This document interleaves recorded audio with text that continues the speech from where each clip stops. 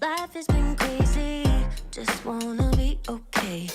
How can I pick up the pieces when everything breaks with every day? I'm getting older, I feel the weight upon my shoulders. I'm strong enough, I'll rise above. It's all gonna be okay. If I can be anything, I think I'm gonna be me.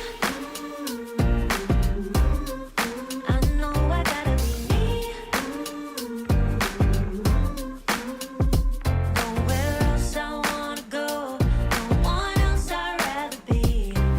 I think I'm gonna be me.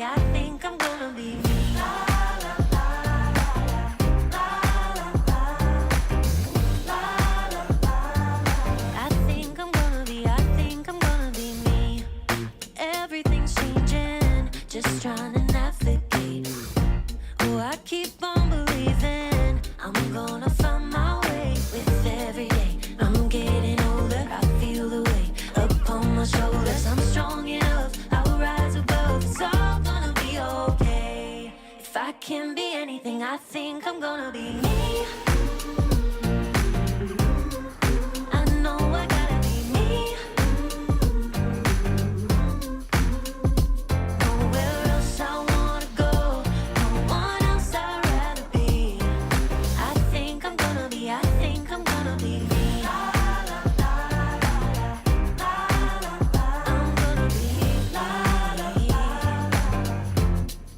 I think I'm gonna be me, me, me. I know I gotta be me, me, me. There's nowhere else I wanna go, no one else I'd rather be. I think I'm gonna be me.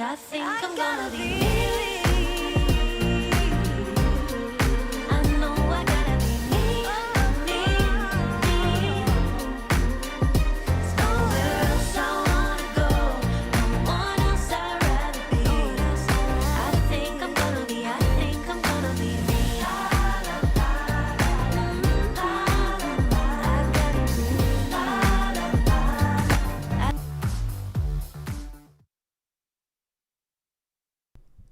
What up, Wednesday? Hey, friends. I almost started on mute again. It's just a struggle. But it's a struggle that I love to struggle with. I am a struggling struggler. Welcome and Happy New Year. I hope you all had a lovely, restorative, and family and friend-filled experience over what were or were not your holidays. I find that the break is mostly an opportunity for me to maybe spend a little less time on this piece of glass. I might spend a little time watching the big piece of glass over here. I did watch some good Netflix and Amazon series. We can talk about that some other time in the Discord, perhaps. But for me, it's that time that I really can sort of scale back because the expectations of the outside world are smaller, and I can look and reflect at what's happened over the past year and what I'm going to do. I did a massive year in review, and then did my 2023 plan that starts next week, because this week is chaos, my friends. It's chaos. I don't know, like, does everybody start January 2nd the way that I did? It's been crazy. And of course, what I thought was, let's get back to things in the new year gently. How about running a quiz? Then I don't have to go out and search for clips and think of a theme and do all these things. Nay, I'll just do the KNHB Indoor Rules Quiz. It'll be easy. It'll be easy, she said to herself in her brain. No. I have 150 scenes lined up. 150 scenes just for the quiz, and we are going to be executing this and polling everybody's options in Discord. So if you haven't joined the Discord yet, first of all, why not? Second of all, and the button isn't working, but that's okay. FHumpires.com/DS, so for Discord server. Oh wait, it's right there. It just happened to pop up here. How lucky that I have a stinger that runs for 4 minutes. So there you go. Go to the Discord server, make sure you're signed up, agree to the rules, grab an umpiring role. Don't worry about the rest of the stuff. Just say, yep, I'm an umpire, get your third teamer role, and then you can join us in the KNHB Indoor Rules Quiz channel, where I am going to start the quiz shortly. So this means that I'm going to be showing the scenario, the question in here, and you're going to need to have Discord either open in another section of your monitor or on a second monitor, or maybe it's on your phone. I would recommend that as being probably a great option if you have just one monitor and a small piece of screen real estate. Open up Discord on your phone, because all you'll need to do is just hit a reaction button with the answer in it in order to poll. So this is how the quiz is going to work. Obviously, this is the answers according to me, because I got the answers that were given and I didn't agree with some of them because it's me. So it may not necessarily be correct. It's not about being correct. It's about the way that we as a community discuss rules, where our principles lie, how do we apply these situations, and what is Keely most likely going to pick. That's how you're going to win this. I'm just saying, that's how it's all going to work. So hopefully that all makes sense. Each question will run for 60 seconds. The faster you answer, the more points you're going to get if you get the correct answer. So from 1,000 points, if you answer instantaneously, I guess, all the way down to 100. So there's a big range in there. So you have lots of opportunities. So if you need to watch the scenario, it's going to replay for the 60 seconds. So if it's a 5-second clip, you'll get to see it dozens of times. And if it's a 20-second clip, you'll only see it 3 times. Look, limitations are good. And then we'll have another maybe 60 seconds for me to talk over the answers. But obviously, while the scenario is playing, I'm going to talk about my feelings. So you're going to start to figure out what I think the answer might be. I'll try not to answer directly until we get to the answer section. God, I should have thought through that a little bit more carefully. That's going to be a little difficult. Let me just make sure that there's no questions or any difficulties with this. Michael Richardson. Hi. Well, that was a little bit of a delayed DJ air horn, but it's good to see you. Youp's here. Thank you very much for popping in. And Matt, and I said hello to a bunch of people earlier who were on. Peter, you're going to join the replay squad. All good. All good. I'll figure out how to do the quiz. I don't know if you can. You might just want to write your answers down and then we'll check back. That might be the way. And it is the best way to watch. Thank you. You haven't had Christmas at Shea Denman.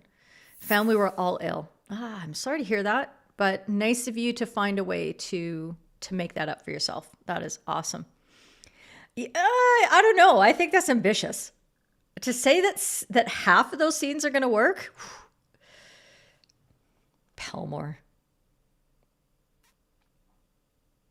It feels like a Kahoot, but it's not, because I wanted to make it harder on myself. Why wouldn't I? I'm not in cahoots with you. Denman! Pun! Yes, and Kahoot has latency problems and all that kind of stuff. And we have, the logistics of this are crazy. But I ask for your tolerance and forbearance. We are not playing for sheep stations here, as they like to say in the Southern Hemisphere. No sheep farms are up for grabs. Probably just best participation is going to be what I'm looking for. And I am going to give a big thanks to Don, who not only brought the quiz to my attention, he also sent me a translation of the discussion. So just point form notes. He didn't transcribe the KNHB discussion afterwards with Rob and Koen van Mugge when they reviewed all the sections and gave sort of their opinions on everything. So it was nice to hear what they thought. I always tried to form my opinion first before I went to see what they thought. And that's why there are times where I'm like, you know what? I don't agree. But that's the fun of umpiring, isn't it? It's all the good fun. Okay. And there's traumas from high school. Yoop, I'm not here to traumatize anybody. There you go. Okay. So, Elle getting into the quiz and tagging the @everyone. I like it. Very aggressive. Luke, I'm sorry that you're not feeling well. I hope you get past this little spaded period. It sounds like you've had you've had a few there. Okay. So hang on a sec. I need to get everything ready because I have to time the start of this. Right. So I got to make sure I do this right. Bringing up a 30-second timer for myself. 30-second, not 3 minutes.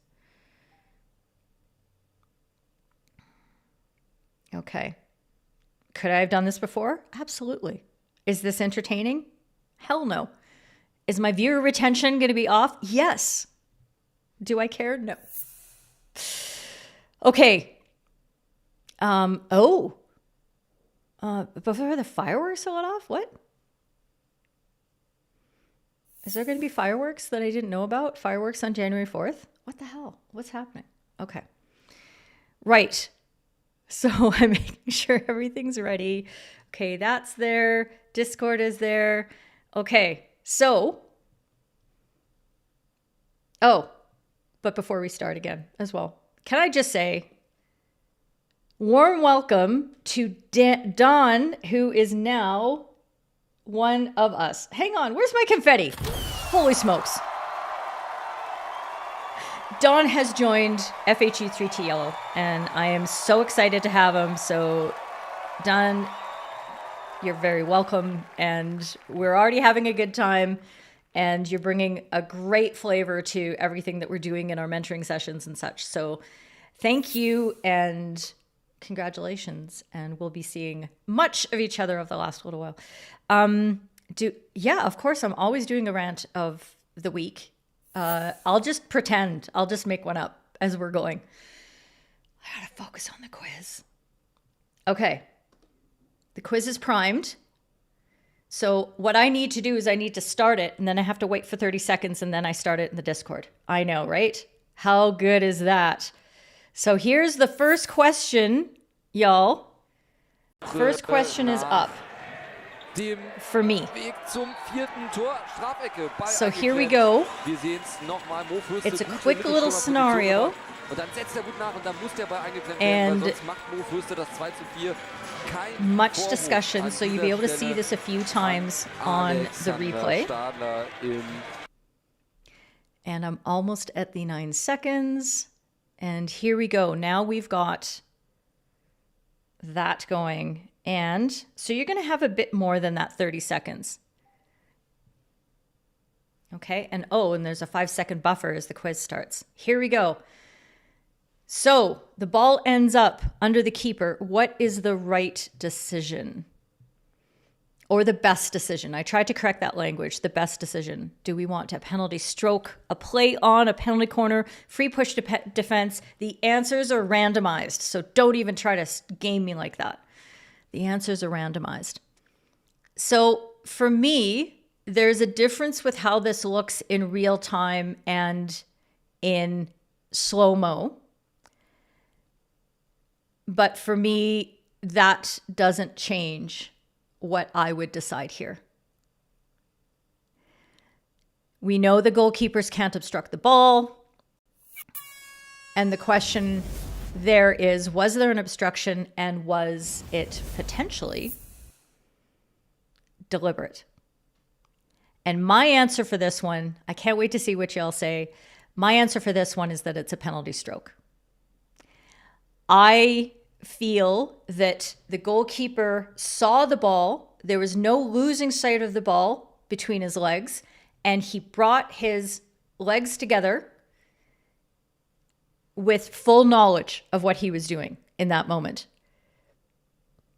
And it directly disadvantaged the player, the attacker who was there to play the ball. So he wasn't going to reach in and try to grab that ball because that would have been inappropriate.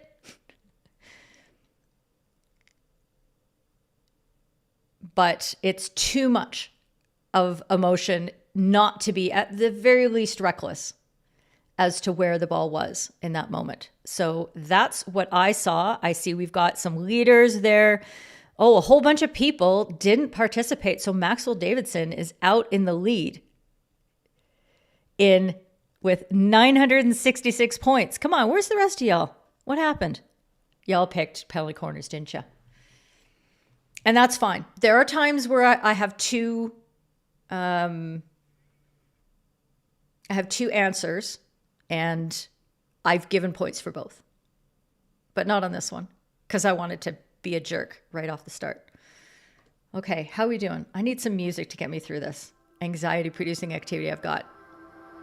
All right, Elle, are you ready? We're going to move to the next question. And here we go. Question 2. Is this going to work? On the last one, the closing of the gaps does that. Okay, so this is a shot at goal that hits the player in the face. Definitely does. Yes. So the poll is up. The options are a penalty stroke, a free push to the defense, a penalty corner, or an other. That was on the original quiz. I don't know what the other is, but feel free to put that in the comments if you want, or anything like that. This is difficult because first we have shots at goal, and we know that we hold defenders somewhat accountable for their positioning and their conduct. The defender is marking for some time, but then kind of loses track of his player. And then you'll look at the distance. How far away does the shot come from when it hits the player? So those are kind of the big two factors that you're going to look at. And there you go. Should you be able to see what you voted for? I'm not sure. I think you see what the correct answer is. This question isn't working for you. Well, that's gonna suck. Just put it in the comments for now and I'll try to figure it out. This is probably one of the... Okay, so maybe, Elle, we need to delay before we start the next question there. The vote ended early? Okay, good to know. But at least everybody suffered the same fate. So there was a ton of time for Steve. Yes, click the live button. Make sure that you are live watching the timing on the YouTube video. So yeah, and the clip plays separately and then the 60-second timer starts. So there's even more time involved. So that might be part of the issue there. So don't worry. I just run this 60-second timer here so that I know where I'm at. But there you go. So for Mike, it's all about a respective player positioning for you, especially the goalkeeper. And you saw the question before the video. Okay. Good to know here. Is it all indoor hockey tonight? You don't have any involvement with indoor because you don't know the rules. You didn't get a chance to check the Discord today. Did you miss something? We are doing the indoor quiz today. But Rachel, you're welcome to join in and just have a look because there are many principles that aren't just specifically about indoor rules here that you might find are very helpful in your outdoor. And maybe when you watch some more of this, you might think, maybe I'll have a chance to do some indoor soon. And you'll take that opportunity. So don't be shy about sticking around. I hope that works. Okay. So I am pretty sure that I put both options here. Steve saying he dislikes the fact the player hasn't looked at where they've shot. His head is down the whole time. That is definitely there as well. My personal vote for this is for a free push to the defense. Despite the fact the distance is a little long and the defender has kind of lost track of his player, I still think that there's a recklessness as to the positioning of that player, that the shooter is initiating more of that danger. You can expect the defender in those quick seconds to lose track of the fact that their attacker who they're marking has moved themselves past the post. Maybe a self-preserving defender would have moved past there as well. But coming off the reverse like that, I'm not convinced that the ball's even going into the goal. So when you have the choice between the danger call and a potential penalty corner or a penalty stroke, and you're not sure, think about how we want to be sure about every penalty corner and penalty stroke decision and goal and all those things. We want to be sure of those decisions before we award that foul. Okay, so Discord suggests the answer is a penalty stroke. So free push, I gave both. I gave both as a correct answer because I can understand that the defender didn't look after himself very well in this situation because he just stood in front of his goalkeeper in the line of the shot. So I'm okay with that. So Don saying for you, the defender isn't standing on the goal and was marking an attacker, even though he had moved off a little bit. Yep. A shot at goal is not a free pass for otherwise dangerous shots. Absolutely true. I agree with that as well. Don, so there you go. So I gave equal points for both because I can understand, and if you think it had been on target, you'd give a free push defense, as would I. And so what I want you to consider in this moment is it's not giving you any points. Huh, I'm sorry to hear that, you. Write down your answers anyway. I'm pretty sure I did this right, so I clicked on both of them. Okay, so L, maybe just for fun, I'm going to start the next question, maybe wait until 10 or 15 seconds into the replay scene. So the whole clip will play once, and then we'll go into the replay scene, and the timer will start, and then maybe start the clock then, if that makes sense. We'll see. If you come into the moderator chat and you're worried at me, then we'll know. Okay, let's move on to the next question.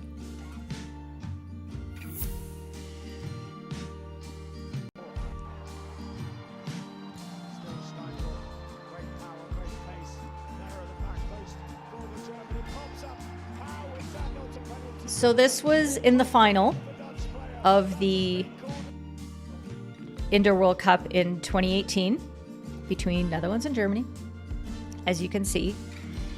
And in that moment, we have a raise in the circle. The things that we want to consider here are, how far away are opposing players? The closer the opposing players are, the smaller of a raise will we tolerate, because it's more likely that an opposing player will be disadvantaged when that ball does go up in the air. Because if they're close, they have a chance to play, and they can't play the ball in the air, and they get put off, their balance goes, all that sort of thing. That's where the disadvantage comes from the raised ball. So I might do this as well, and I'll vote to make sure. Yeah, you noticed that guy too. Hey, Mike, that he just got right onto it. Okay. So Steven's asking about whether this might be a drill. Let me look at the replay again, just to be sure, but I'm pretty sure that the distance is far enough. That is well over 3 meters. Well over 3 meters. So if it's further than that, we will not consider that dangerous. We will not consider that a drill. Okay? I'm on the board. God, I'm not competitive at all. I just wanted to make sure that that that went okay. Okay, too far away. It's not that it's a 3-meter rule. It's guidance that helps you. Because when you think about it, we have 3-meter distances in indoor for all the things about the drag flick on the penalty corner, how far away players need to be on a free push. It's a handy standard of what we consider to be something that could or could not be dangerous. So that's why we keep that in mind, particularly in those situations. So there we go. There we go. Thank you very much, L, for that. I think that worked out pretty well. So this was really difficult. This was a very high pressure game. And Sarah and I talked about it at length afterwards. And it was one of those games that, although she felt she wasn't happy with a couple of her decisions, I think this was the one that she was least happy with. Otherwise, she had a fantastic game. She had a fantastic tournament, but she didn't want to umpire indoor again after this. And if you ever think, oh, all the top umpires feel great when they umpire, that kind of thing, you know, they're impervious to pressure, they're impervious to self-criticism. They're not. Okay, they all are affected, even the best. And I do consider Sarah one of the best. So there you go. You're not convinced it logged your answer. I'm not convinced of anything, Pelmore. I'm not convinced of anything. Okay, we're going to move on to the next question, and let's keep that timing all because I think that worked.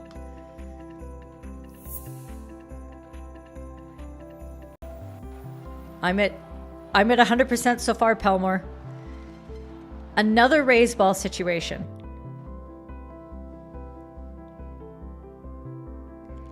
And probably a similar height in this one. And I think it's actually the same game. And think about, this is in the first half. The other one that we just saw was in the second half. And think about how we as umpires think about staying consistent with our colleagues in these moments as well.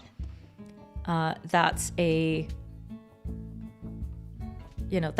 big consideration as well.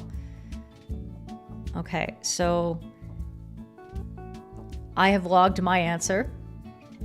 This is fun to be able to play along a little bit, but I should wait longer. I should wait till right at the end because I don't want my things to influence.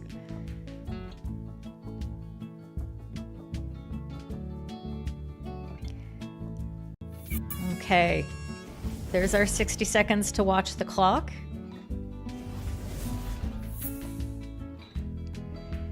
So this is, although in many ways similar to what we just saw, it's in the circle. It's probably about the same height of the raise. The opposing player is further away from the ball this time. So play on is a perfectly acceptable decision here. And when you see what happens to the ball and that it goes to a German attacker as well, I'm not saying that that's a sufficient advantage, but it's a good sort of justice result. Yes, the Dutch player mishandled the ball, but really there was not any disadvantage due to the distance that were between the players. So that's what I see there. Mike's loving this prep for his tourney he's doing this weekend. That's great. Okay. And if you're not in the Discord server and you're not able to sort of click on the buttons and play along, please do still keep your comments coming through on the YouTube live chat because the algorithm likes it. I'm not saying that you should do both, though. That would be ridiculous. Yay, points. Okay, good. And I'll try to get myself down the leaderboard a little bit there. I just want to make sure that things are working on your end. So there you go. Your outdoor spidey sense has play on. Well, luckily your outdoor spidey sense was working, Shane. So also go put your tires on. And your indoor, that's all of it was for you. So I'm going to change this for next year and make sure I do all my indoor stuff in later November and earlier December. So there you go. Raphaelis. Yes, you can see the Germans don't even want the PC. Yeah, they're not even asking for it, which is a nice indicator. And Don saying you have to fight the initial reflex to blow a PC. Yeah, it's not easy. It's not easy. And at some levels of play, the players will not understand. But if you watch, I think it's Vilma over there on the far side, she is giving the big signal, just like Sarah did in the clip before, but the big signals coming out, use your voice, use that. If you do nothing, you appear to be indecisive. So make sure it's something. This is my decision. Play on. Advantage? Play on. We had this conversation in the server. Okay. We are coming up to question, I think this is question 5. Yes, question 5. Okay, and the key is, as Mike says, is how fast that play on signal comes. Absolutely. I'm actually liking getting the Discord comments here because you guys are commenting quickly and there's no lag on that. So I'm more likely to be in time with the same comment. So let's move to question 5. Same timing. It's going pretty well. Okay, attacking play in the circle.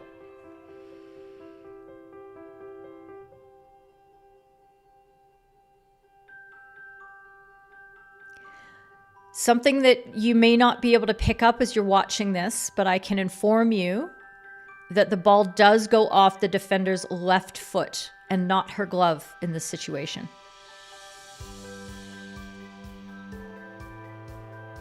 Okay. Loving the delay. Yeah, it's giving you a little bit more time to think before you see what the options are, which are a free push for the defense, perhaps for drilling or danger, a center line restart because the play has gone off the end line, last touch by a defender, a penalty corner for using the foot, or a free push defense plus a card.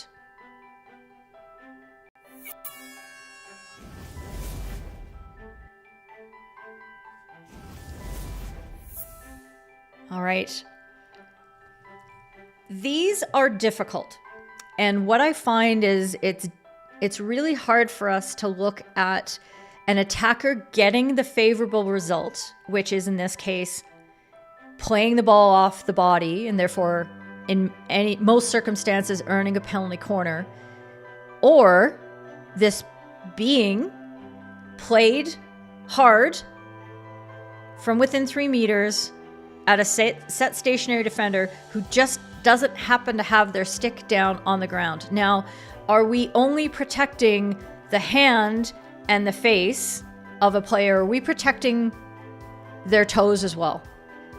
I'm not sure why we would treat the feet any differently in this case. If the stick is, if their feet are within their body distance, why would we encourage attackers to take this shot? We should be discouraging this. And just because the player doesn't have the glove fully down on the ground, for me, doesn't mean that this isn't a turn and fire situation. So I like the free push defense. I would not give a card in this situation because it's not a very hard shot. It's very early in the game.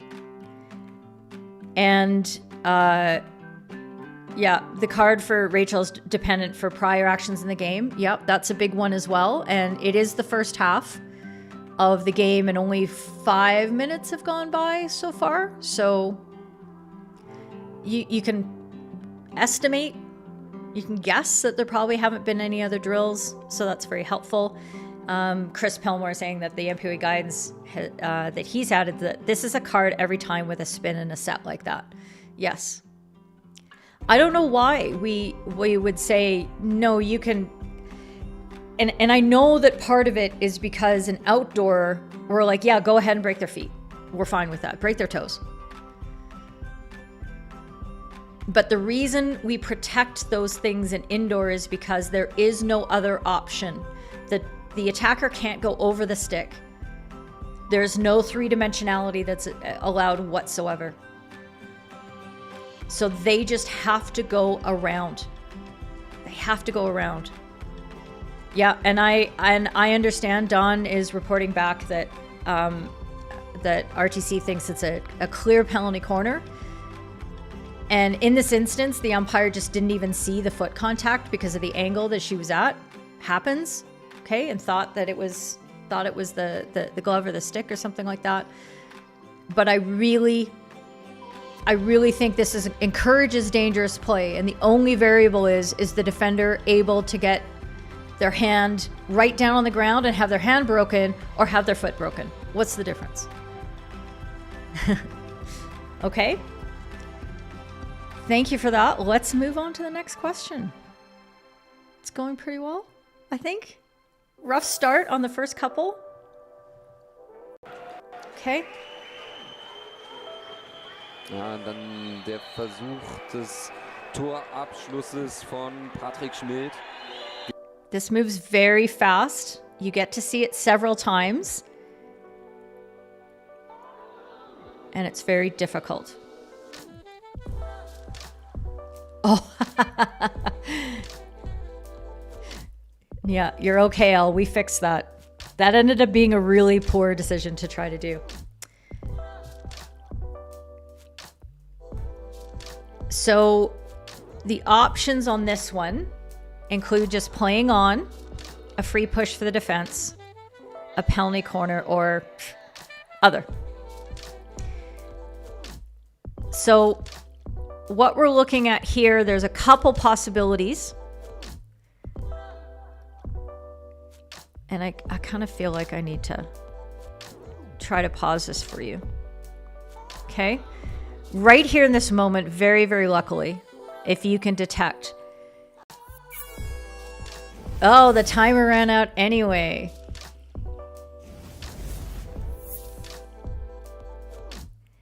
Is the ball has come off the goalkeeper, off their kickers, fairly high up on their leg guards, fairly high up on the leg guards, and the attacker is quite close to the ball. And if you're not able to pick it out, for me, what I see is that the ball is still in the air when it's played in the manner that it is by the attacker. Not enough to be a hit, but it was certainly directing the ball out of the air. And that is the decision that I believe that the umpire saw in that moment. Remember, I didn't pick these clips out. I wouldn't have picked this one because it's really difficult to see from the angle the camera's at. But let's see how everybody else did. Okay. And we talk about the difference between the ball coming to the stick and hitting it and dropping, or the player moving their stick to the ball. And in this instance, even though it wasn't far enough to be a hit, it wasn't 50 to 100 centimeters away, it was enough that the stick is moving to the ball, directing it forwards, directing it back at the goal as a secondary shot. So that's the free push. Excitement at top of the table as Kato Santos overtakes Maxwell Davidson. Oh my God. So exciting. Hi. Radio voice. And Rachel's on scoreboard. All right. Okay, moving on to the next question. How would you approach this in an under 12 game for Anna? I'm not sure exactly. Oh, you'll catch up on the replay, Scott. Good to see you. And Shane is watching and learned today. There you go. In an under 12 game in many of these things. Oh, look, we have a broken scene. Isn't that nice? Ah. I will just play this on replay as best I can. Yep. So this will just keep looping for you now, okay? So the question that's going to be, hey, L, probably not many.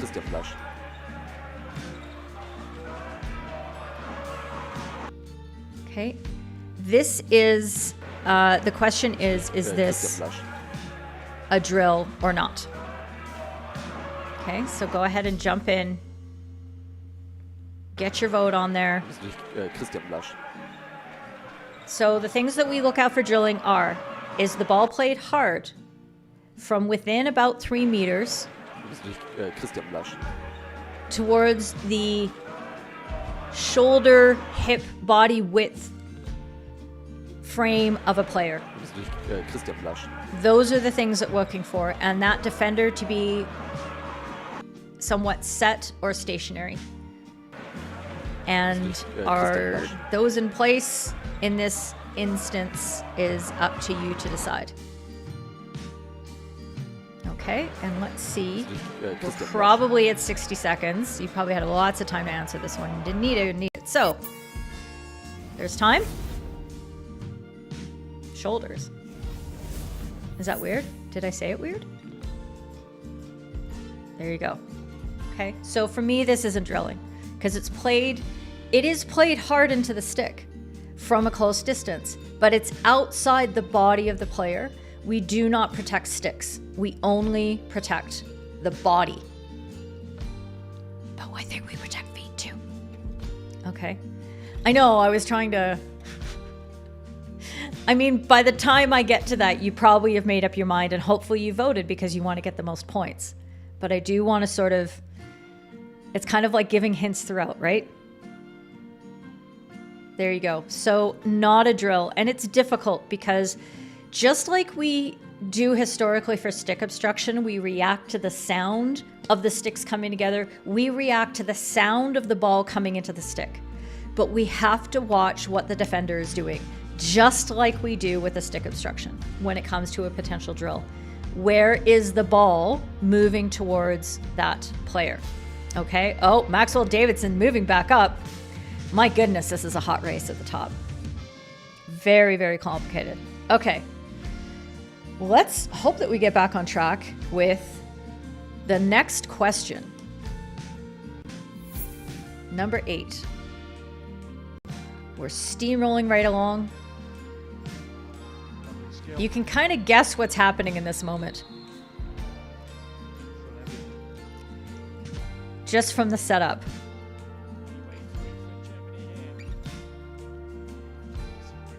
What I find interesting about this situation is, even before the shot is let go, there is an argument for an obstruction here.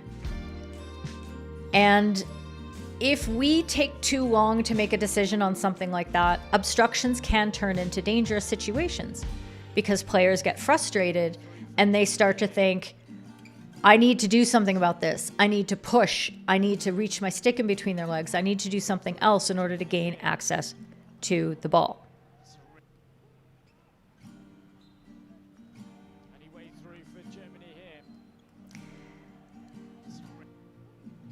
I got to get rid of that voice over there. Got to get my vote in.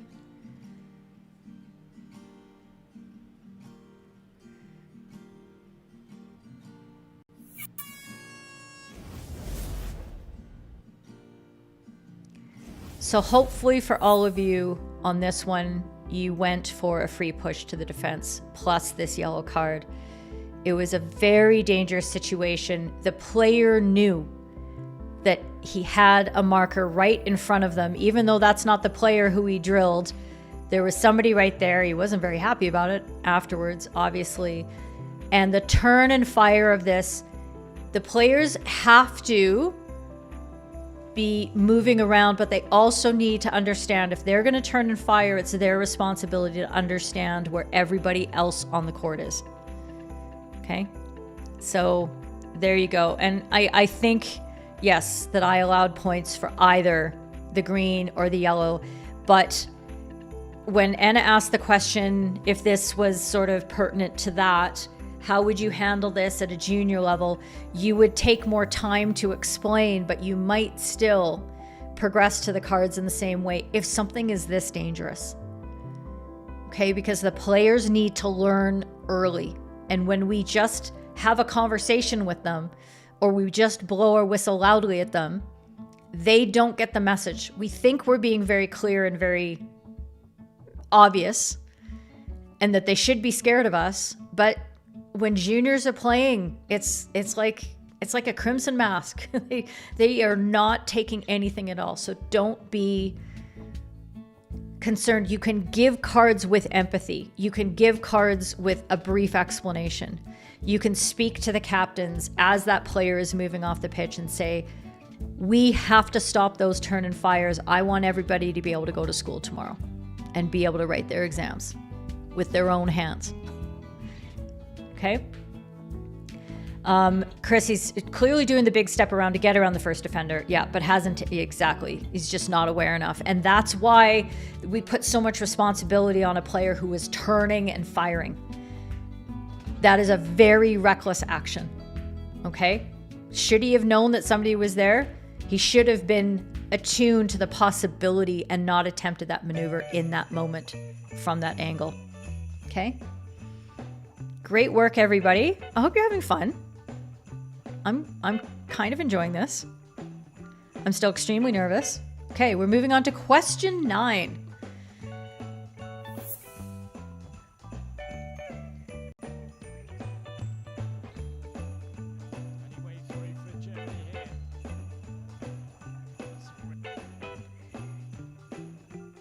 Yeah, this is a good one. This is a good one. Yeah, Mike, it's a level of protection not afforded to players in the outfield game. It is. It's a very interesting question, and I'm with all the conversations about concussions and all the conversations about penalty corner safety. Why this isn't a point of discussion is of great concern to me, because I'm not saying that things necessarily have to change, but why are we not considering it when it's so clearly something that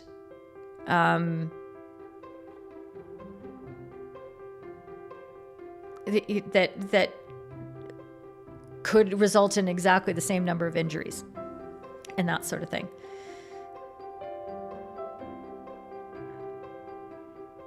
Okay, just about at the end of the 60 seconds here. You got to see that clip lots of times, but it's a hard one. It's a hard one because we've gone through the criterion of what constitutes drilling, and one of the things that we're looking for, I think, straight into the body is there. I think the 3 meters is there, but the question is, was this hard? And I think that it's not hard enough that you would want to, it's not so hard that you would ever call a card. Okay. But, and I think I went with the consensus answer that was presented by Robin Kuhn in that moment, that because it's not hard, you can play on from this situation rather than call the free push defense. But I just saw it again and I voted yes, that it was drilling. But it doesn't require anything more. But the message is clear. There's no complaints from the German, they're not like, oh, but that wasn't even hard. Like, they're just like, yeah, okay, I won't do that again. I'll go around. So that's kind of the nice part. Hang on a sec here.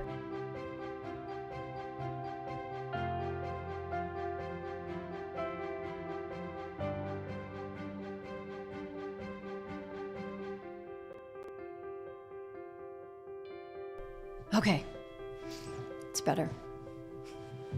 It's getting very dark. Oh, a lot of people got docked points on that one. That means it was a hard question, so I get it. And it was one of the it was one of the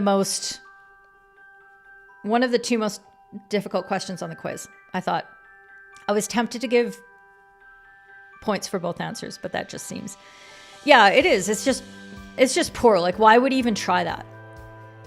So answering that yes as a drill is almost just like, it's more about setting the standard of what you consider to be, of the kind of decisions that you want players to make and discouraging them from making bad ones. That's what that feels like more to me, why I would still say yes. But I got it wrong too. I answered my own quiz wrong. All right. Question 10. Gemacht, muss man dazu sagen. Also Überzahl für den MSC. Grün also gegen Friedrich Kröpper, meine ich war. So,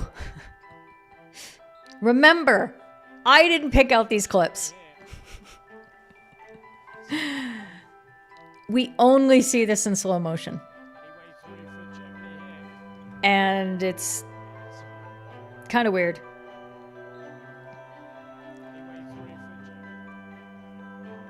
When you do that.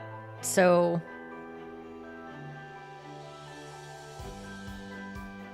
I can't wait to see what I actually did with this one because I can't remember now.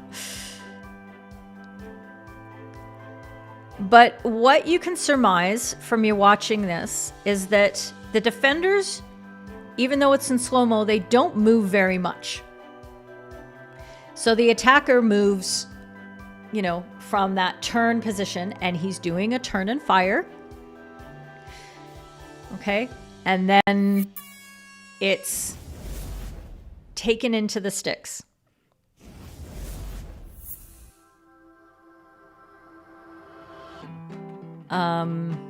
Yes. Did I squirrel out? Yeah, probably.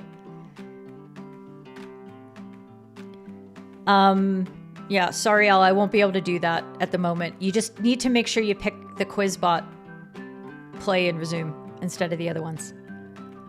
There you go. I gave 2 answers. I did give the it's in slow-mo, how can anyone tell? Because I just think that's crap. Don't do that. But I do agree that this is still a turn and fire, and even though the right-hand defender moves a little bit to his left, it's still within shoulder length. I think it's still there, so it's not really drilling for the defender to his left, but it is drilling for him. His hand's right there. So I don't like this play. I know that the RTC CVB version was, no, this is fine, play on, and it's definitely not a card. For me, this is still a drill. And why does this get a green, not a yellow? Probably because it wasn't hard enough and you couldn't really tell on slow-mo. Was yellow an option? And Rafaelis, how could a player think that gap is the perfect spot to go through? Yeah, like it's ridiculous. It's ridiculous. So there you go. Denman, if you're upset that you didn't get points for the L card, I apologize. Yeah. And I just don't, I agree, Don, that it's very little movement. It's very, very little. And in real time, you're never going to see that. Never. It's going to look exactly like a drill because they're literally moving this far with their stick. So, and there wasn't any real genuine danger there. And again, it's hard to tell. So that's why I made sure to give points for the slow-mo answer. Okay, moving on to the next question. We're on to 11. Only one broken scene so far. And trust me, that one was my fault. Reus. Another slow-mo only. Ja. Außerhalb geht dahin. Haha.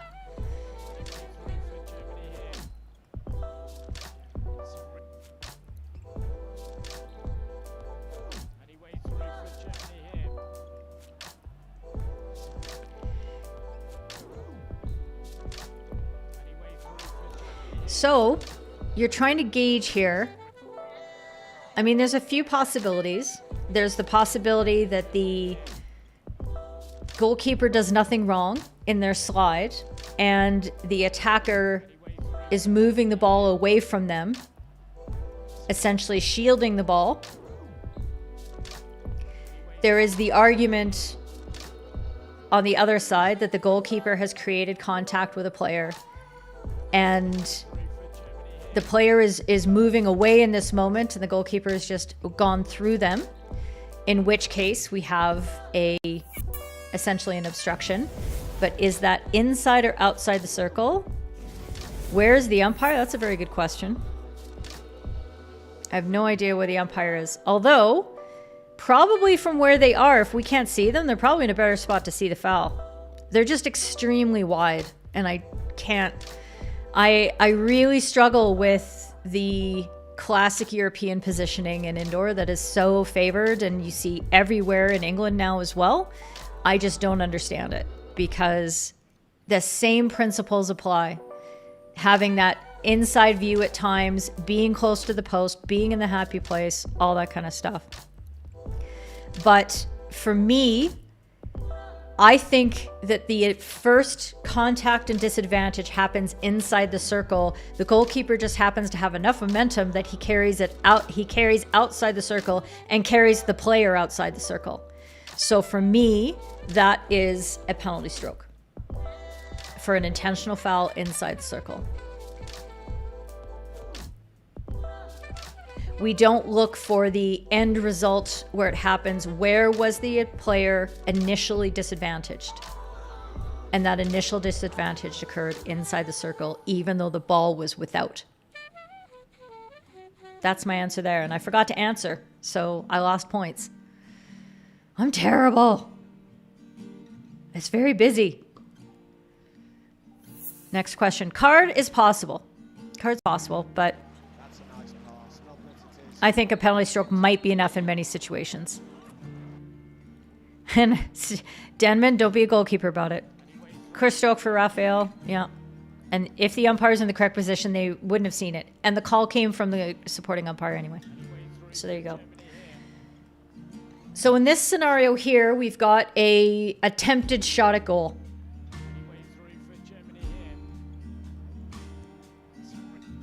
There's a few questions you can ask yourself.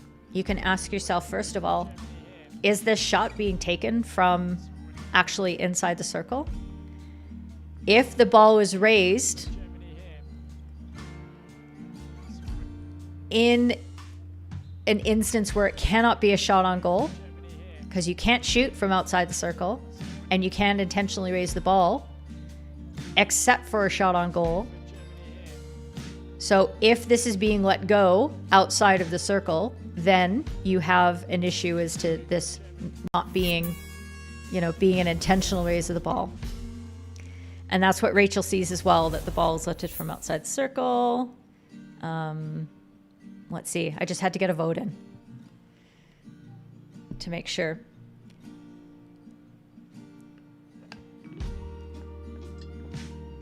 So I see your point, Steve, but I still think that the player was moving away, and the goalkeeper did not have control of their body in that situation. If the goalkeeper had been there, you could have started making arguments for shielding, but you couldn't because the goalkeeper was just sliding through. So, oh my God, I clicked the wrong button. Don't get mad at me, you guys. Okay, this is very hard. Nobody got points, including me. Yeah, the question went wrong. This is definitely, for me, a free push for the defense and the card. Even if this is a legitimate shot at goal, this is still drilling because the defender is doing an amazing job. Even though they're not stationary, they are set vis-a-vis the player who's carrying the ball and in front and taking away that space. So don't watch the attacker. Don't watch where the shot's coming from. Look at the defender who is there and taking away that space. So there you go. And it's supposed to be a free hit. Yeah, it's supposed to be a free push defense and card. Sorry. Okay, that one's on me. I'm at 1. William's mad because he would have gotten 1,000 points on that. There you go.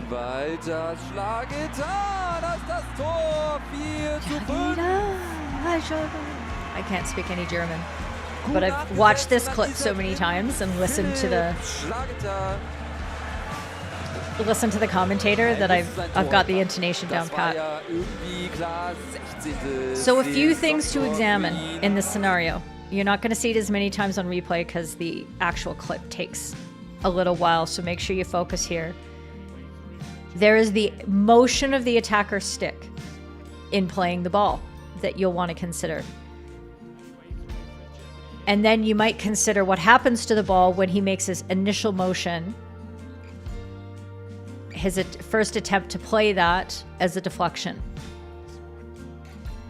Okay, so those are the two things that you're looking at. And your options are between a free push for defense for hitting, for free push for defense for raising the ball, or just a goal, which was the call on the pitch. The Schlag it on was echoing through your head. I know. Schlag it on. What does it mean? It probably means and the goal or something like that. But I don't really know. Okay. Let's hear what you've got. For me, although the ball is misplayed and there is some direction, there is some movement of the stick towards the ball in order to try to deflect it, it's not big enough to qualify as a hit. It is not more than 50 centimeters in this moment. And I think the attacker kind of gains the benefit from the fact that the ball is, he's trying to deflect it in a weird way. And if he was trying to deflect it and change the direction somewhere else, he might have actually done a different motion that would have got tagged. But for this, I think he's fine.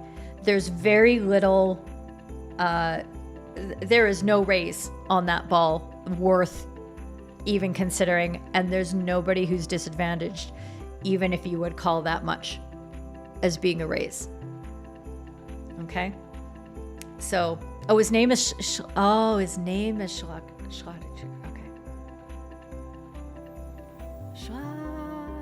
Okay. Okay.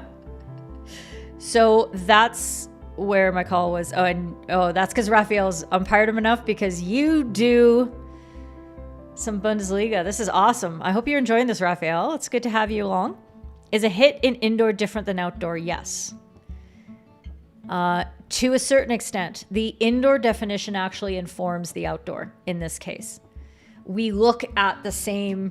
If you can argue that a hit is a hit in indoor, it really kind of extends to outdoor for penalty quarter situations, when you're trying to distinguish between a deflection and a hit. And the movement of a sweep, the fact that a sweep is still a hit if there's enough backswing involved, those are all things that are informed both ways. When you have more than 50 centimeters before you stick and the ball, it is a hit, yes. And I mean, obviously 50 centimeters is pretty tough, but what you can say is 1 meter is definitely too big. 50 centimeters might be okay. So I look for a more than and trending to a 1 meter. Basically, the play in the circle looks like a hit to you. Would you accept a penalty stroke taken like that?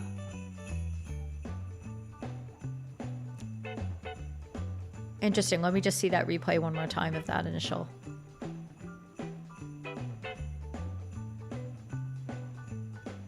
That's okay. That's not more than 50 centimeters. And yes, we're really trying to temper being technical, as Don's saying, about technically calling the rule with 50 centimeters and 1 meter and all this kind of stuff, is really what are we trying to eliminate is players creating danger for other players by hitting the ball on the court where you can't raise it and everybody is very, very low, and we don't want follow-throughs going into anybody's faces. So for me, that one is, no, that one's fine. And we are not getting any tape measures out, Mike McCartney. 14! This might go over time. At the moment, it's not going to go their way. Stanzel. Corker. It pops up. They have a chance. Anyway, through for Germany here. This is the final of the, yeah, it's more than a Keely hour. That's for sure.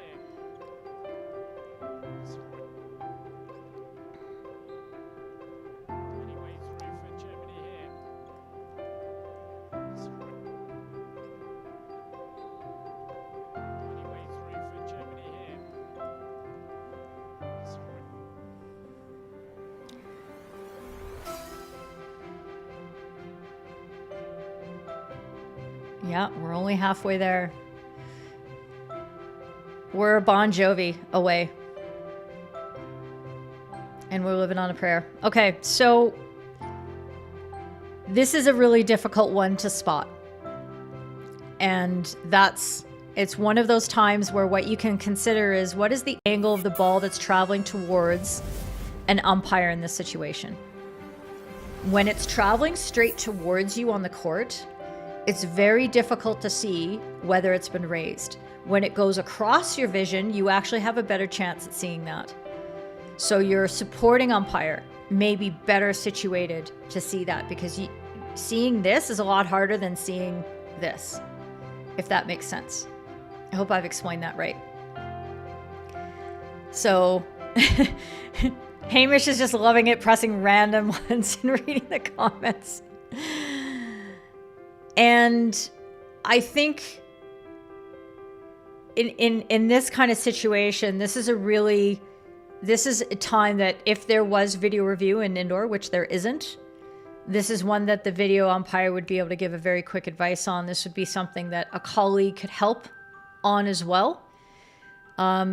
Big time, and in a big call and a big moment in the game like this, when you have the approach by the players, for us in our situations, why not stop time, look at your colleague first, and maybe you're close enough that they can say, actually there was a raise, and they can give you that indicator, and then you can say, cheers, thanks very much. We're going to start with a free push, wait for my whistle to restart time. Thanks very much. Okay. And you seem to have gotten points for the wrong answer. Interesting. I wonder what I did wrong there. Hamish is going to be replay squad. Okay, good to know. All right. A tough one, because it's sort of one of those, again, a clip that's hard to see. And we'll move on to the next question.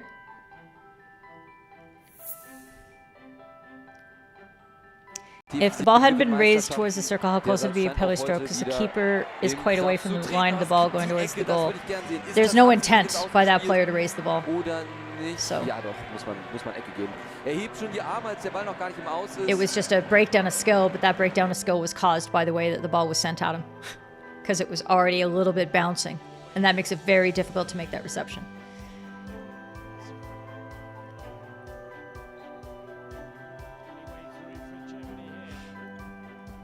So this situation, we're looking at how the defender plays the ball.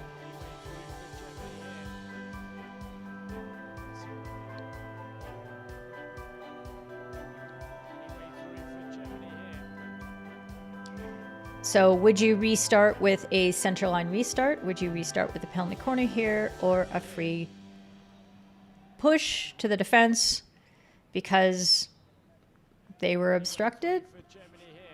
Obviously, that's not a very popular answer for me.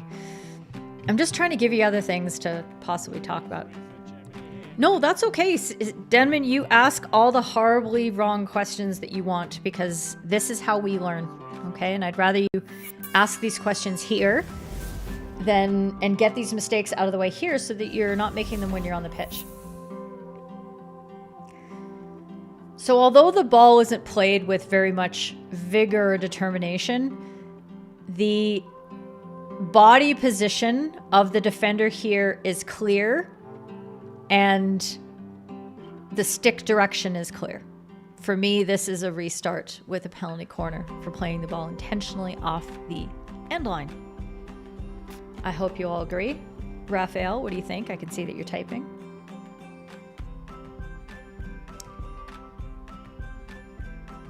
It's actually the second time it happens. The first time is early in the game against Mannheim.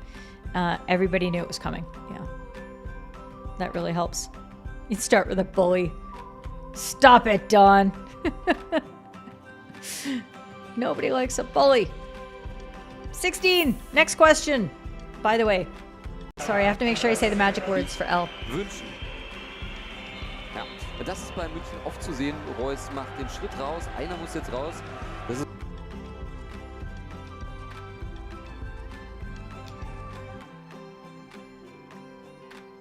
Now, what's interesting about this clip is that when you go through the indoor briefing, there's a lot of talk about how we are trying to clean up the execution of these penalty corners and making sure that the injection doesn't take too long. So for me, there is quite a significant delay between when the whistle is blown to begin the penalty corner and when the inserter does not. Oh, we're missing a... Yeah, we're missing an option there, but that's okay. Y'all are going to get it right anyway. And this is just one of those rules questions to know. Yeah. I mean, Raphael, but it's a combined question, right? Because if you know that a goalkeeper can't take part in a game outside their own defending half when they're wearing their full kit, then you know that that possibly can't be an answer. So that's very, very helpful. Was it a delay?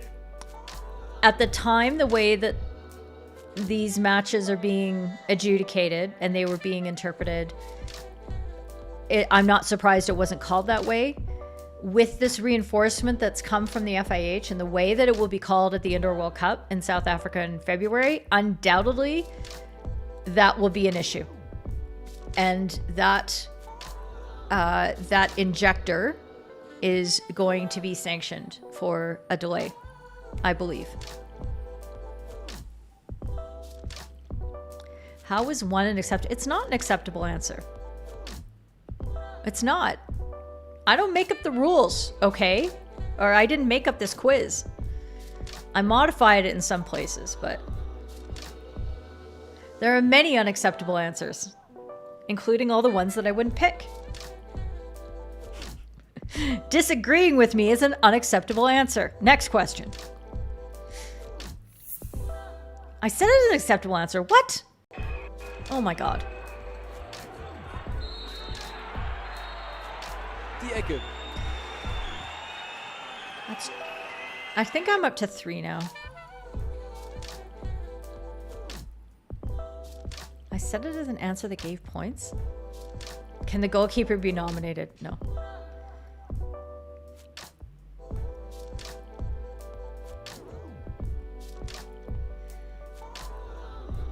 I don't know what's happening. Okay.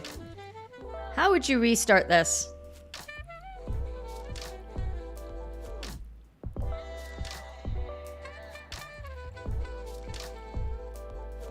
Again, this is a bit of a vision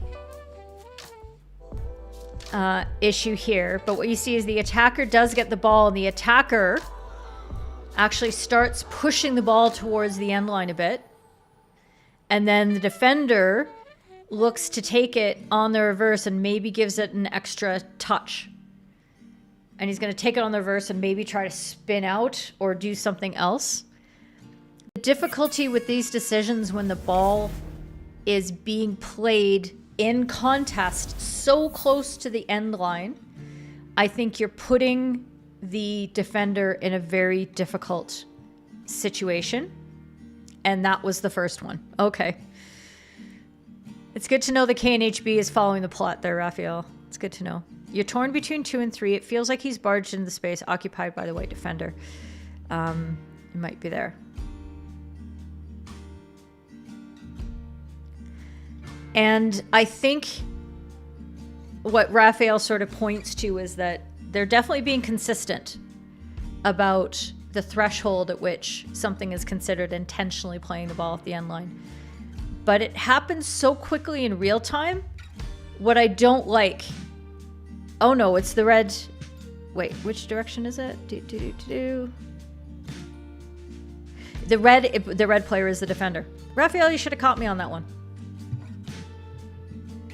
In which case, yeah. Stick block by the attacker. Ahem.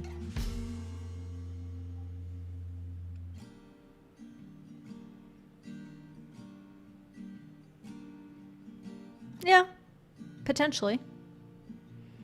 A little bit, but I don't think that disadvantaged.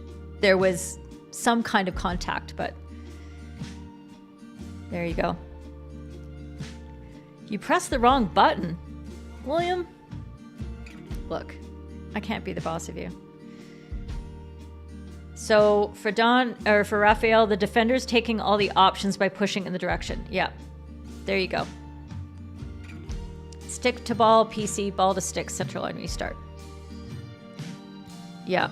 And so I just think it's like, yeah, off it goes. I think I didn't know which direction the players were playing when I first looked at this. Y'all get 1,000 points. Sure.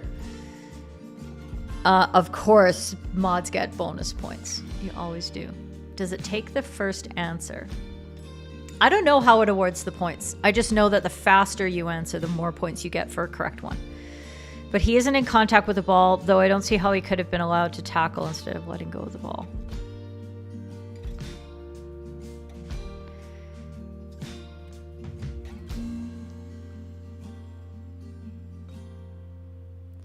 I think he's anticipating that he's going to get in a shoving match with the attacker, and he just pushes the ball off the end line.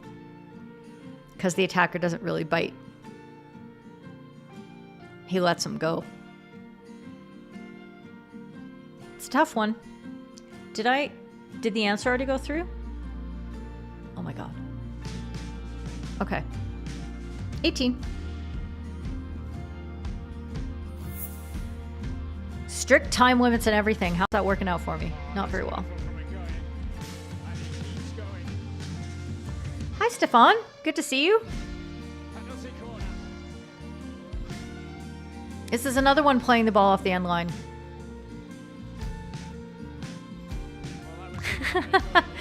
Luke's looking for the best non-indoor umpire score. I love that.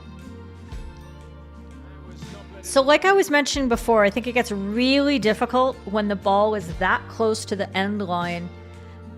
Does the attacker gain too much benefit by taking the ball into that area such that there's very few options for a defender? Because basically what we have here is no touch there, but then the second touch, the Australian defender's stick is parallel to the end line. And the only way that he could have truly ensured that the ball didn't get played off the back line would be to defend with a perpendicular stick, and probably even a less of one, just to make sure, like even a little bit more of an obtuse angle, in order to make sure that the ball doesn't ricochet off the end line. If we're going to allow such a high threshold as what is a deflection, because a deflection can still be intentionally playing. It's different. So for me,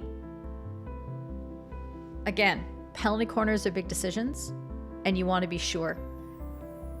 And I think this is a tough one to give as a penalty corner.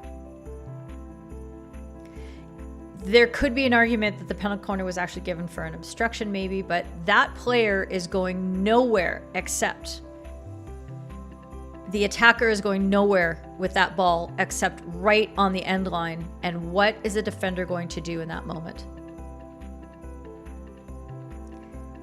So what are their options? And I don't think they have much of an option there.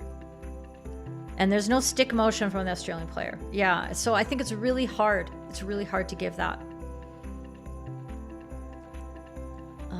Let's see. So yes, I gave points for the center line restart. So hopefully lots of people got that, but apparently I went down.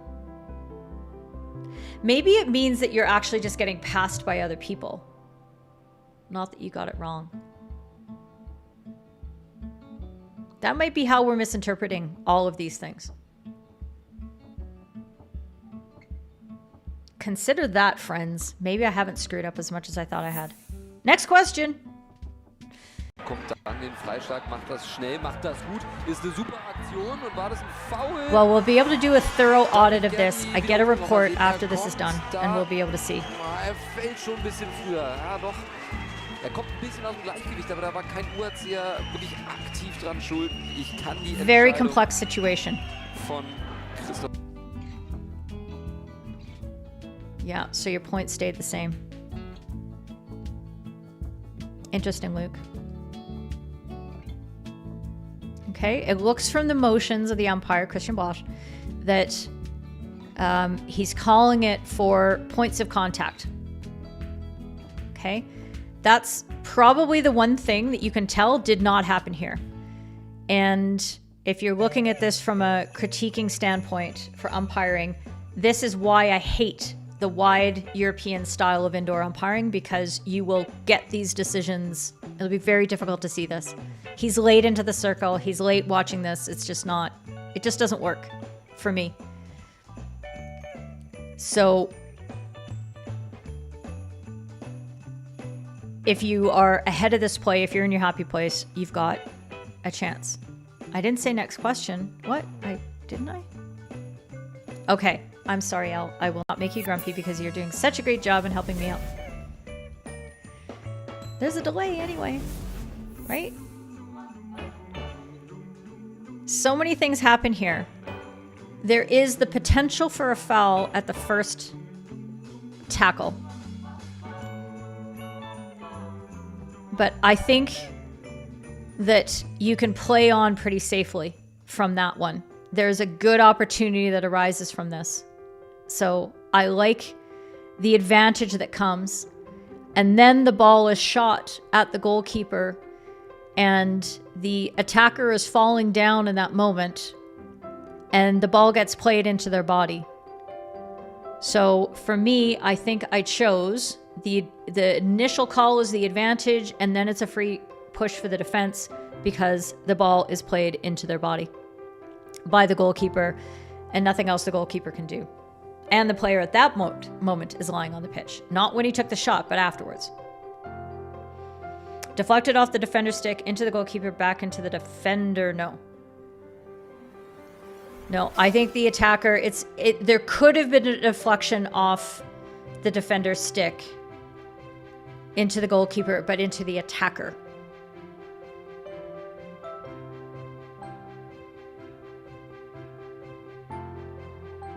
No, because it touches the attacker there.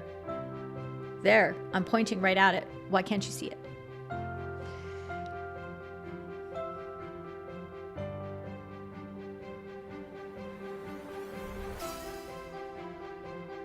And now I'm watching it even more carefully for the 20 millionth time.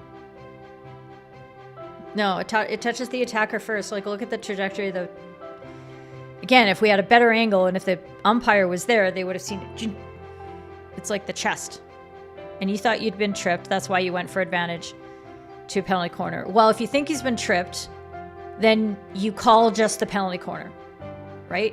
The penalty corner has to be called in this moment because you say, that's not sufficient advantage. If it's sufficient advantage, then the next decision comes from a secondary, your penalty corner would have to be a foul that you call in the second phase of play.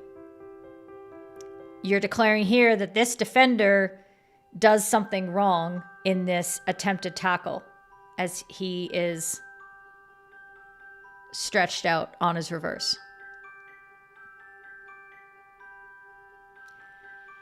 Okay, only the defender's stick and glove without contact the attacker. So as you were, thank you. I'm glad I got that. And you thought that too. So staying early penalty stroke for the stick of the defender 25, as that's more advantageous.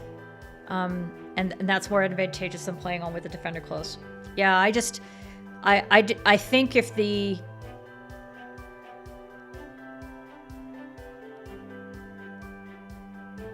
Yeah, it's difficult. It's difficult to say. I don't think that is a reckless attempt at a tackle by that defender. I think the attacker is doing a very clever and difficult spin, and there's you know, that's a penalty corner-ish, maybe. Maybe the stick's a little high. I don't know. An advantage in penalty corner would look like 2 bites of the cherry unless there was a second foul. Okay, so that's the difference, and that's how fast your computational speed needs to be in indoor. And now I really don't know what to make of this situation. Honestly, I am like fully, other than the fact that there aren't 2 fouls. But Stain makes some really good points about the initial tackle. I think in real time I would have done the same thing and played through that tackle. to be honest. At this speed, these skills of the players, I'd be like, yeah, go. Okay, next question. Did I do that well enough? Next question. Away with Austrian circle. And out again, but still in possession. Chance in, lovely spin. Penalty stroke. Sean Edwards, I think they're sticking a little nudge. That is not a nudge. That's not a nudge. We just need Christian's view from the baseline that he doesn't have either. Yeah. Absolutely.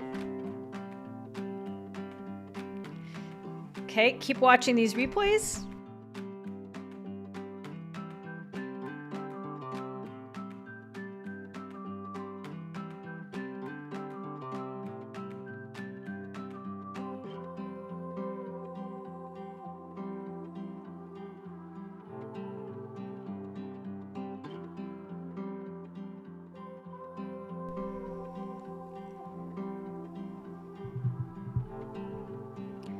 One of the big sort of alarm bell situations that you can look for, not always the case, but something that should sort of get the hackles on the back of your neck raised, is when a player plays the ball with one hand on their stick.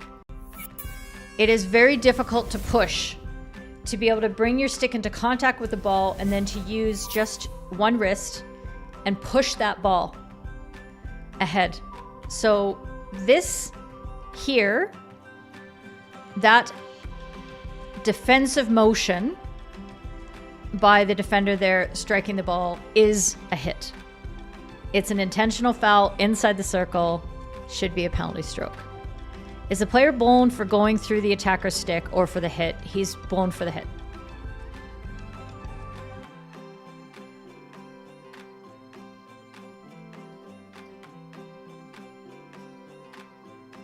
And you can see from that motion. If it was a stick obstruction, it would have been this. It would have been, whoops, it would have been that motion. I just shook my entire rig. You went from a penalty stroke to a play on to a penalty stroke to a play on. Yoop, it's not that hard. It's a penalty stroke. Stick with your gut. Stick with your gut. It's a hit and the stick is high. There's never going to be a ball high in indoor hockey in that situation. Yeah. Yeah. Just watch the defender's motion. And he just... Yeah. Okay. That was 20, I believe. Next question. 21.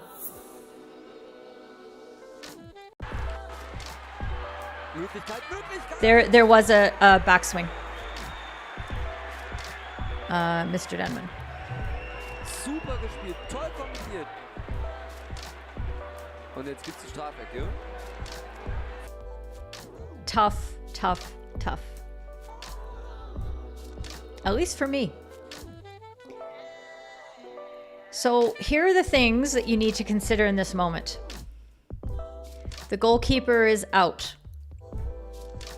They are nowhere near this ball. They are nowhere near the goal. Okay.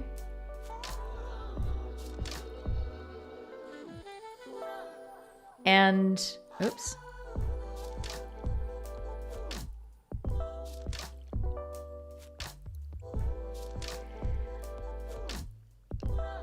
You can go back and forth on this quite a bit, and I think I gave a... okay, I don't want to say it yet until the whole thing comes through, but...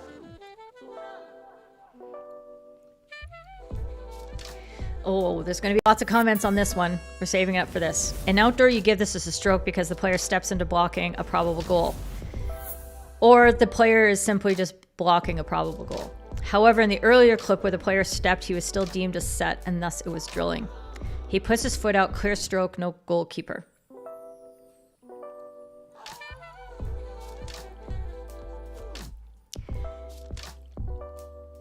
I guess the problem I have with this is this looks like a turn and fire to me in a relatively set defender. And as hard as it is, again, it's very little movement from the defender. You can't expect a defender to be like set and then not attempt to actually continue to play. Like they don't have to be immobile in order to earn the drilling call.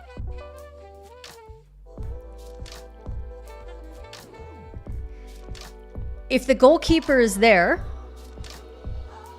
we would call this as a drill every time. We better. Just because the ball isn't on the ground doesn't mean it's not a drill. And just because it's a shot on goal doesn't mean you get to release it no matter what. So is that defender positioning himself independent of everything else simply to make a save? Or is he marking, defending, attempting to tackle-ish that attacker? I think he satisfies those conditions. He is very close to that player. If he was 2 meters back, 3 meters back, if he was 3 meters away, that's absolutely a penalty stroke.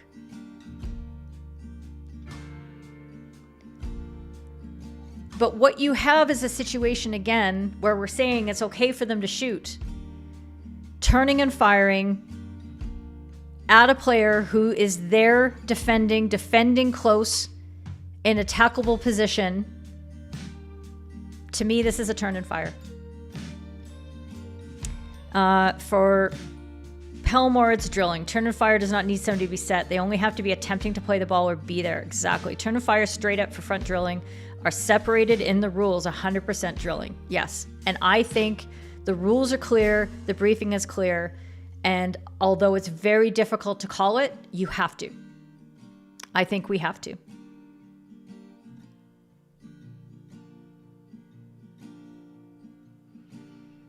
So either everybody didn't answer this right, or nobody changed placements. I'm still in 10th, where I should be.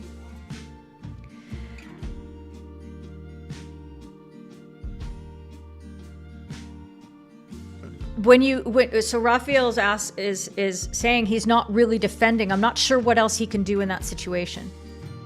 He is within a meter of his mark as the ball gets passed to him, and then his mark turns away from him.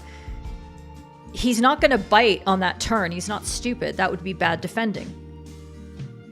So he stays in front of him, and he's in a tackle. He is within playing distance. He's not just within 3 meters. He's within playing distance in indoor, which is a smaller playing distance. And Raphael got points. I don't know what happened. It could be a card. I didn't even want to throw that in the situation because I knew so many people would be looking at a penalty stroke. And that the biggest question we have to decide, Don, is whether we're going to protect here and we're going to protect the danger. Player wellness to really see the attacker take the ball wider. Yep, to get around the player into what was an open goal. All he had to do was to keep taking another couple steps, and it's in.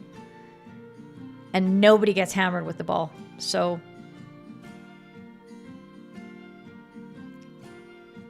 I wonder if you answer the question wrong, but quickly, you get points. I wonder how that... You got points unless you've ordered PC. Okay, I may have gone both ways with this one. Did I? Yes, I gave points for both. Because I know it's difficult. And I know that the line from the Dutch guys on here was that this is a clear penalty stroke. You've got a very experienced umpire here on the pitch calling us at a corner for some reason. I don't know why it wouldn't be a stroke. But for me, drilling. Okay, next question. L. We're on question 22. We're rolling along. We might finish by the top of the hour.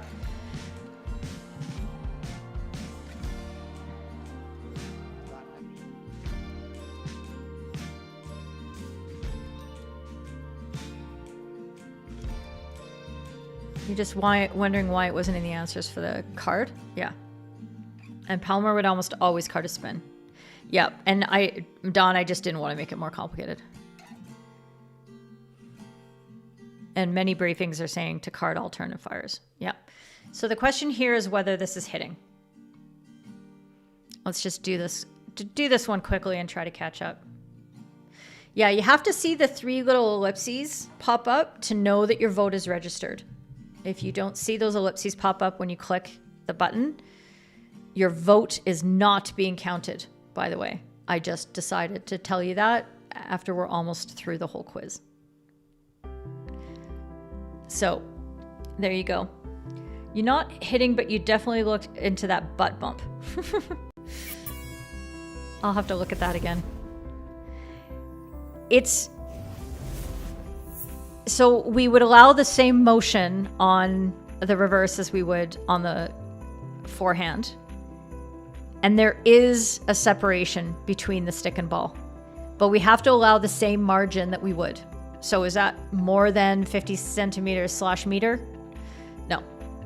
We wouldn't have called that a hit on the forestick, so we don't here. So the butt bump.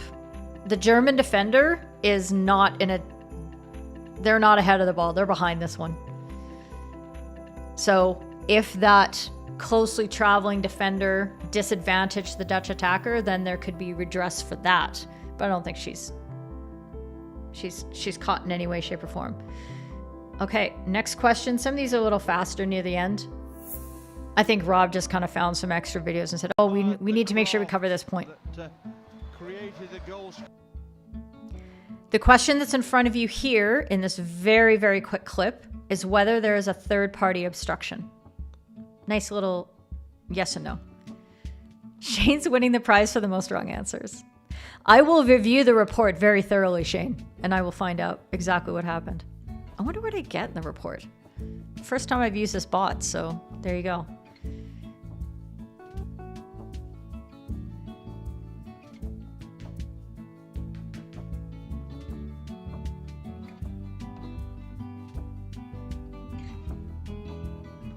Remember my previous comments about playing distance and how playing distance in indoor is even smaller than playing distance in outdoor. Everything's small in indoor. That's what she said. I couldn't help it. So you're trying to determine in this situation whether that is playable distance or not. And for me, and probably for many of you, and definitely for the Dutch initial men, this was not a third-party obstruction for them.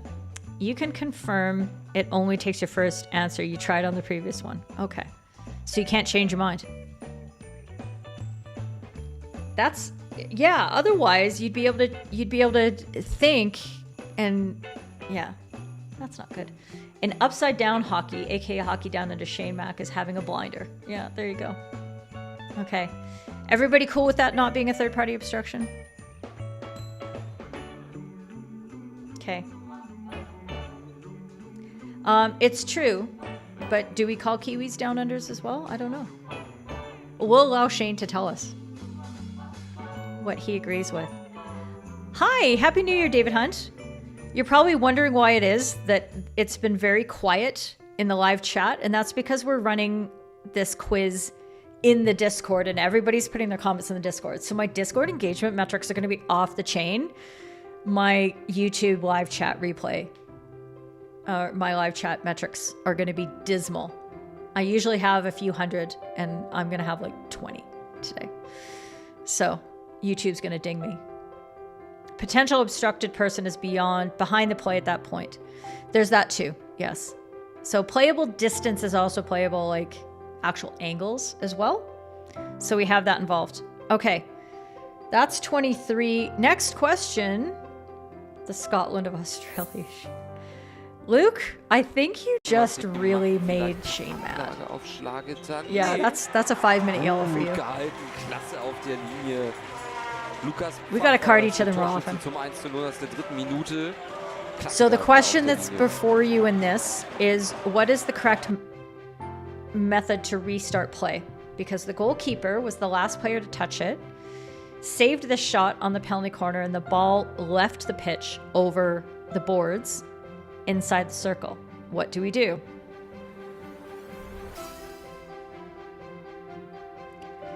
I might I might skip through this one pretty fast.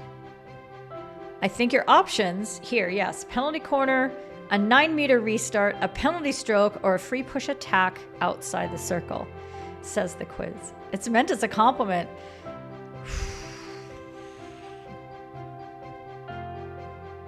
Okay, and Mike was just going for the general. Down under. There you go. Steve Denman has no bloody clue. Okay. This is considered, even though the ball originates from inside the circle, the ball has gone over the sideboards, last touched by a defender, so the ball simply reverts to the... oops. I'm just getting my vote in really quickly. The ball reverts to the attack as a free push outside the circle as the correct method to restart play. You're not calling a penalty corner on this for the ball leaving the court. It's definitely not a penalty stroke. Okay, and that's all we're doing. Luckily, Blash knows. Yes. It's going to be interesting in 10 years when half the clips that we watch don't involve Christian Blash. Because they're all in here. And Shane got it. All right. Okay. Next question. We're on 25. Home stretch. Home stretch. Last 6. We're the last 20%. Okay. One of those quicker ones again. Das war stark gemacht von Philipp Schmid. That we mostly see in this slow motion play. Okay. We're just checking to see whether this is anything has gone wrong with any actions here. Has there been a foul by the defender or by the attacker here in any case? Or is this a legal action the way that the goalkeeper plays this ball? Do you have any problem with that whatsoever? Do let me know. I can actually check on this one. You know, pretty closely because the initial play was so fast and then it's anyway, it doesn't matter. You don't care. You don't care. You're just like, Keely, let's just vote and let's get on with it. Okay, but I'll give you your full 60 seconds. Denman, don't just give the goalkeeper's never wrong answer. You're torn between 1 and 3 because it looks like the attacker clunks into him as the ball goes away. Yeah, there's a lot of clunking that goes on generally, as you know, when you're in your equipment, but do they get disadvantaged, and why was that so loud? Holy smokes. Holy smokes, friends. And you're never wrong. Always a penalty stroke regardless. Oh, you guys. So funny. So funny. Okay, so for me, it's a play on. So some umpires, because the rules regarding how goalkeepers can play the ball with their stick when it's on the ground and how they can direct it, those rules have changed in the last, 3 decades. So I think this clip is just to make sure to illustrate that this is a legal motion. There is no hit involved here. It is a push of the stick by the goalkeeper on the ground. Everything is fine. And there we go. No, says Cat. You wouldn't blow this as the defender's about to pick up the ball and go with it. Yeah, and there's no need to interrupt. So yeah, I think it's harder to see that if you just look at the slow motion second part because you just see the goalkeeper looking like they're getting obstructed. But a red defender is able to sweep right in and they're probably going to run off with it. So everything's set. Elle, you're almost there. Okay, we're ready for the next question. It's question 26. Here we go.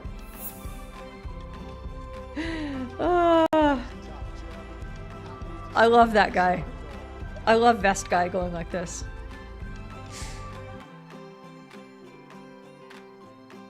Okay, so I think you spelt wrong. I didn't catch this at first, mostly because this was the 26th out of 30 questions that I was setting up at the scenes. So I didn't see what exactly I might have looked for at first. I was like, oh, this looks like a pretty easy call. And then when you see what the teams do. Hi, the boss is late. Yes, you are. You also use spelt rather than spelled. You guys are funny. But there's two options. Is it free hit, free push for black or free push for orange? And it is a 50-50 chance for all of you. I almost just said it is this.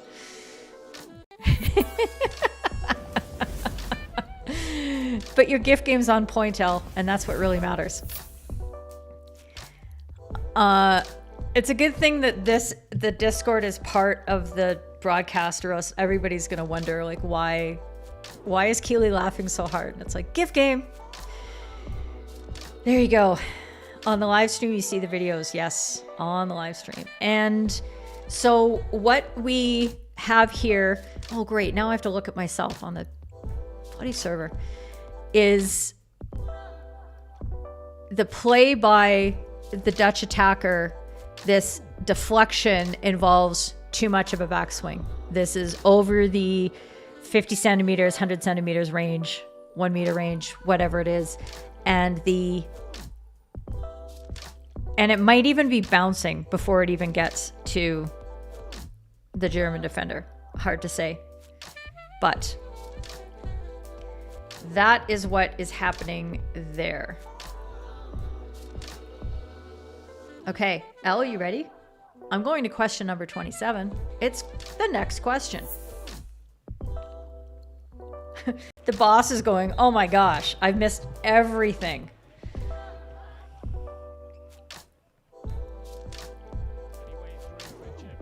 Okay. You can do this. Oh, Elle, I've missed you. I've missed having you around. You have many options with this. Everywhere from a penalty corner against the defenders and a card to just the penalty corner to playing advantage to a free push for the attack to a free push for the defender.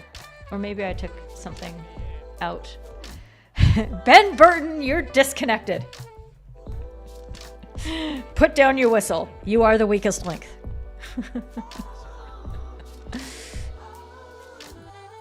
Luckily, that's the only call it can't be.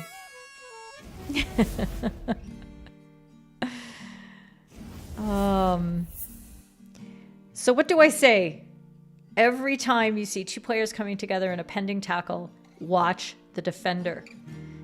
And if you watch the defender in this moment, you can see, let me see, I can probably stop it right at the moment of the contact. Oh, I can only do it if I can hit the mouse at the right time.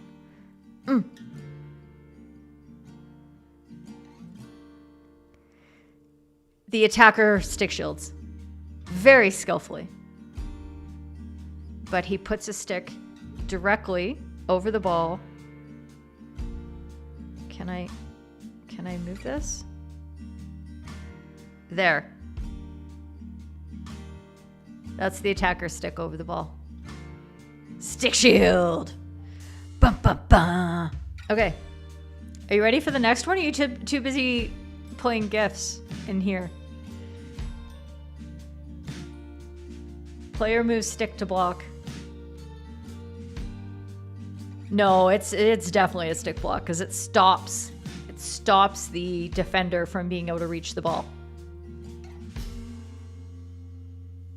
Okay, what I'm saying is that it doesn't even have to be that the stick here is away from the ball. The fact that he puts it just right over on the other side, but nice and strong, so that the tackle attempt comes in, not even remotely touches the ball, because he's like, boop, and then off they go. Ow, that was dumb. So as he's coming in, boop, and then off he goes, but the attacker stick is still on the ball. So maybe that is the one I don't like. Hard to say. I'm going to do a thorough GIF report on what's happened in the server while this is going. Oh, Ben joined to say bully. Yes, you did, Ben. And That's why you're getting disconnected.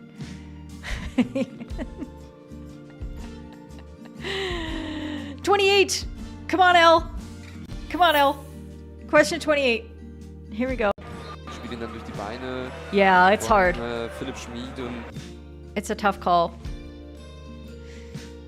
Very quick scenario. Don't get so close to the ball in indoor. I love you, Christian. What are you doing there? You do not have to be able to breathe on the players who are playing the ball in order to call an accurate game. It's just not necessary. Okay, so on this free push that's taken by red, the question is whether there is a 3-meter infringement. And what should you do about it? Penalty corners. Give an advantage. Go back for the card. Should you play on? Should you stop the play by giving a free hit to the attack? Please don't pick that option. Just don't. I'm just going to tell you right now, don't pick that option. Because that's exactly what the team wants. It's exactly what the defending team, like that's the best outcome ever. You were too busy trying to decide if it was clear the free push had been taken. That's okay, Steven. That's all right. You're looking for things, and that's what we're happy about. But yes, in this situation, we have a potential infringement, perhaps. But I think at real time, real speed, you can simply play on for this. And that's what I voted. If you went for an advantage and then maybe a card coming back, I'd say how much impact did it have on the play? Right? So you don't just card the technical infringements, you card reckless or intentional infringements that have an impact on the play. And this one doesn't even really touch it. So that's why you start trending to the play on, I think. You're back in the top 10 with 2 questions to go. Come on, Denman. Yeah, and there's very, very little room. Well, you know what, Mike? You know what he could do? Is he could be inside and towards his happy place. That's what I want. Oops.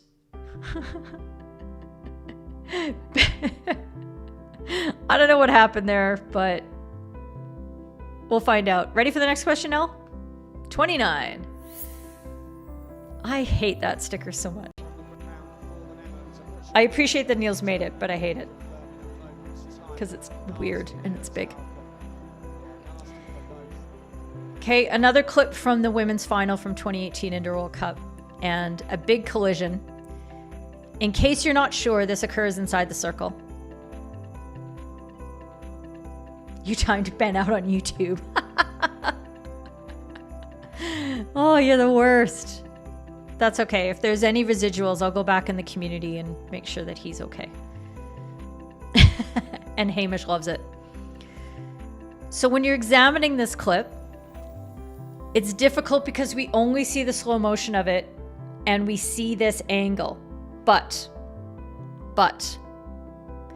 consider where that defender came from and what the defender is able to see.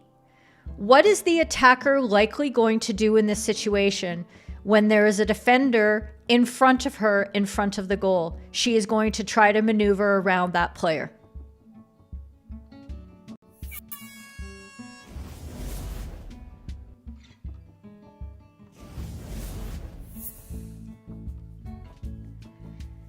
Ben's like, I know this one. It's like pokey. I don't know what that means. You had to answer a bully without even thinking. That was the result on the pitch. But to me, this is a defender who is chasing back and runs into the line of the attacker, a line that they're likely going to take. She blocks the space. She does so in a dangerous way. It breaks down the play. For me, this is a penalty stroke. And I know that Rob and Kuhn said players couldn't see each other and it was just an accidental collision. From the clip, it looks like they can't see each other, but where would that defender have gone from? Like, where would she have come from? She sees what's happening and she's like, yeah, I'm going to run right back into this path. If she had tripped her heels, what would we have said? Oh, that's a stroke. If she'd run into the back of her and pushed her, what would we have said? Stroke.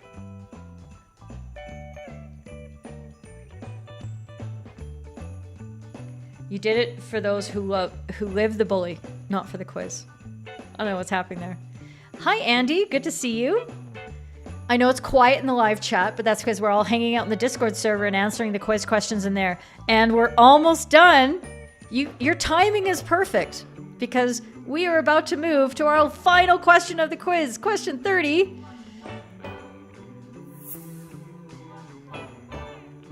Ein Verlust in einer Sequenz. And it's okay. Like, in the moment, those are difficult. Collisions are very difficult to call. Okay? You had to give one just before Christmas because the umpire stopped time during open play for a card that occurred earlier. It's a interesting reason. This is it. Stephen Denman is moving up.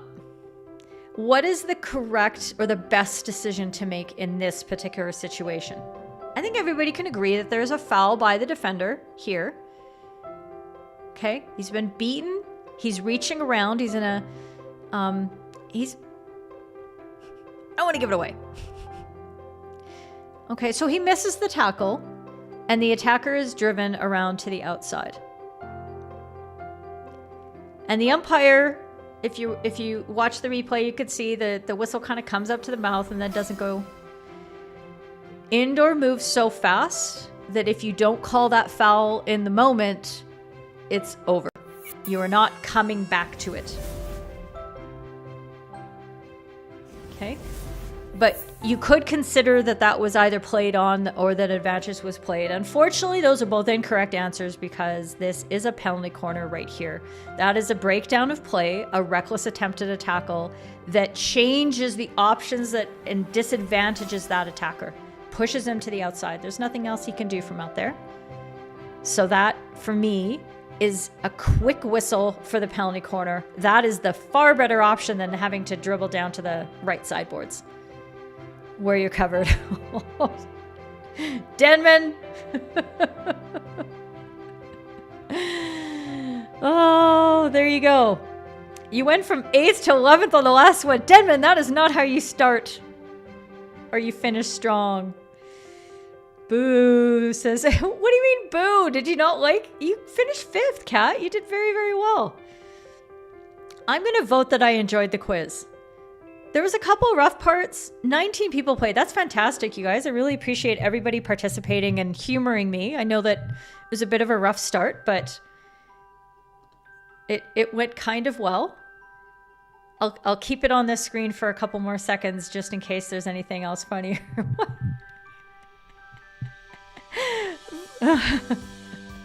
Oh, I don't know what happened.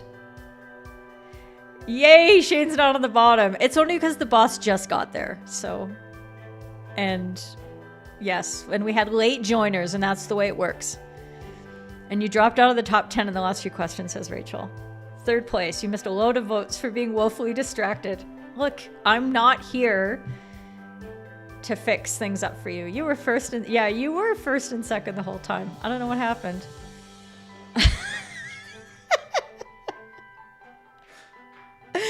Yes, in my own quiz. Okay. Thank you all for an enjoyable day. You can see my partner is walking in the door right now because I am well over time and he's like, can't I come in yet? And I'm like, no, you can't. Oh.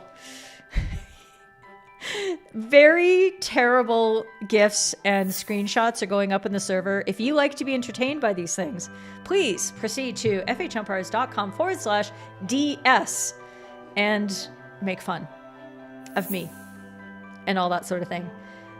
It was great to have you back. I missed having my regular live stream.